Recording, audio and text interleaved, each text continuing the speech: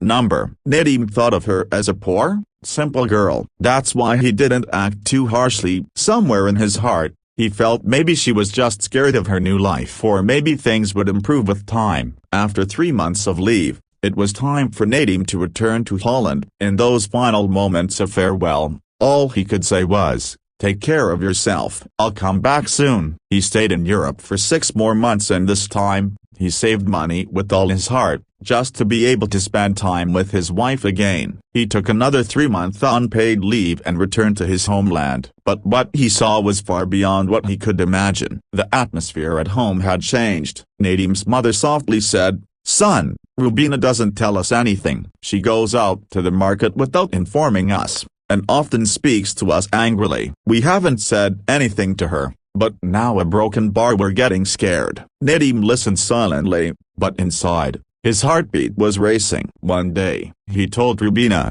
"I need to make a call, but not from my number. Can I use your phone?" Rubina casually handed over her phone. He quickly opened WhatsApp, but there wasn't much, just a few old chats, mostly with family members. That felt odd. The girl who spends the entire day on her phone has just 2 or 3 chats on WhatsApp. It didn't sit right. The next night, Nadeem quietly tried to check Rubina's phone. Every app was password protected. WhatsApp, Gallery, Instagram, everything was locked. Now Nadeem was sure something was being hidden. The real truth was revealed that very night. They were both lying on the bed. Nadeem had his back turned to her, facing the wall. In front of him was a mirror on the dressing table. Rubina was lying the other way, phone in hand, her face lit up by the screen. The phone's reflection was clearly visible in the mirror. Nadeem focused closely. Her fingers were moving quickly across the screen. Messages, emojis, pictures, then a guy's photo, then her own photo, then an audio message. Nadeem's heart began to tremble. He kept watching silently until he couldn't control himself anymore. He suddenly grabbed the phone from her hand. This time,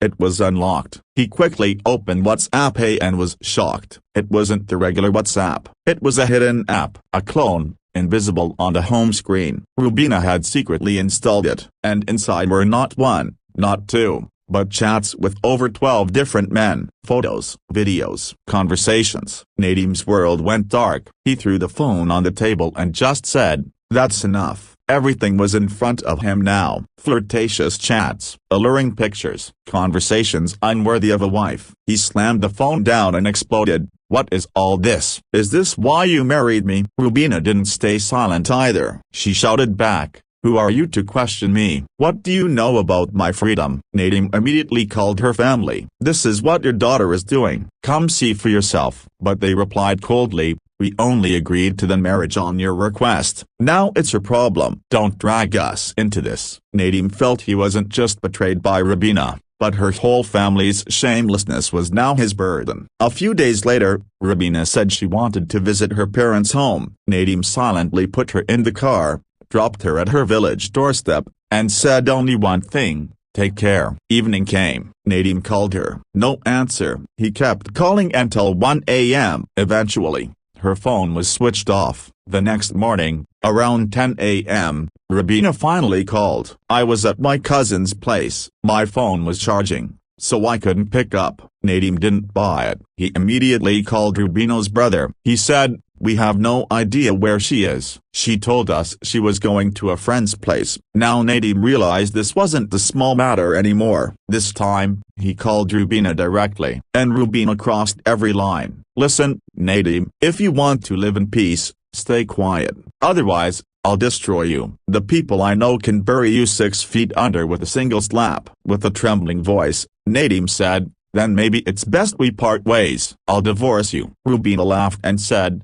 "Don't you dare utter that word. If you divorce me, I'll have your entire family wiped out. The people I'm connected with are big players. I get 10 to 15,000 a night. I'm not dependent on a broke guy like you. You think I live off your money?" Nadeem's heart shattered. He spoke to his parents. They said, "Son, we made a mistake. Leave silently. Seal the house and shift somewhere else." That's exactly what Nadeem did. He sold the house without informing anyone, called his parents to Europe, got everything legally settled, and divorced Rubina through the courts. But the story didn't end there. A few months later, Nadeem heard Rubina's condition had worsened. The guy she used to boast about had left her. New faces used her, and as she aged, no one wanted to support her anymore. The same girl who once talked about five-star hotels, who crushed the love and honor of a kind-hearted foreign husband, was now roaming the streets alone, desperate for work in small homes. And the arrogance in her eyes had turned into emptiness and regret. Friends,